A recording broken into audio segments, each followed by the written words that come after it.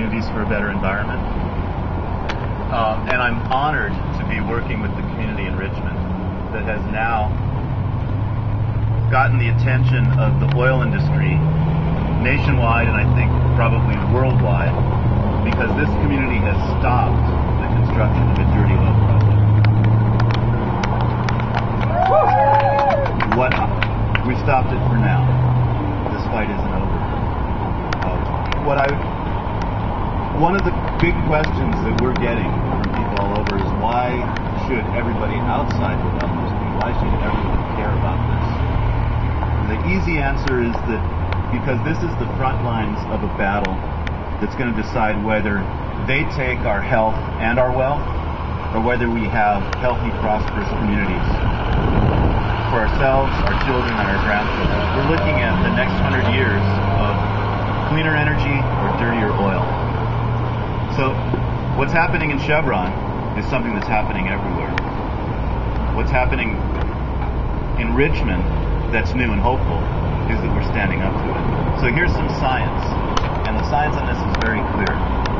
A fundamentally different kind of oil that looks more like tar and has many times more toxic pollutants per barrel threatens our communities with an environmental disaster.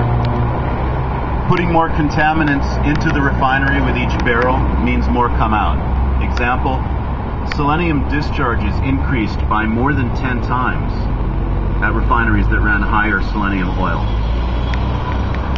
Making gasoline from oil that's more like tar requires more intensive processing that increases pollution incident hazards. An example, flaring that causes acute exposures at the fence line increased by several times when refineries ran higher sulfur oil.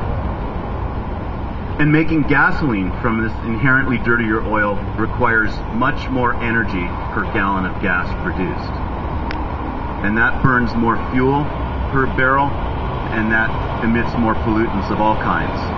Example, refineries nationwide that run heavier, more contaminated oil have already increased their greenhouse gas emissions by 50%, and a full-blown switch to dirty oil could double or triple those emissions.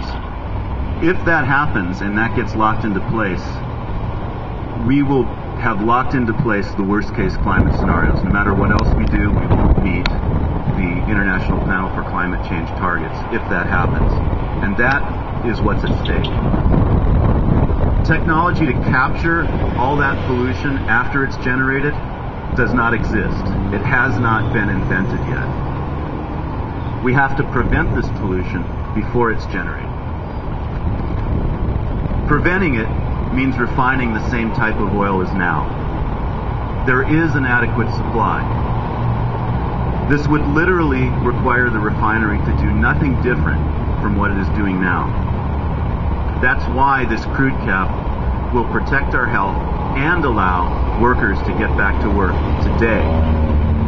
All that's needed is for Chevron to agree to make a binding commitment to do that.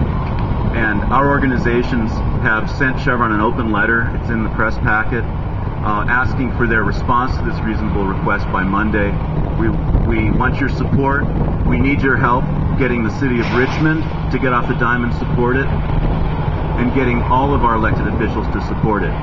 It is outrageous that a reasonable solution that requires this refinery to do nothing different but would protect our health from that kind of environmental damage and would get people back to work right now is being ignored, and our policymakers are silent, and Chevron laughs all the way to the bank. We say no to that. We say yes to a healthy future.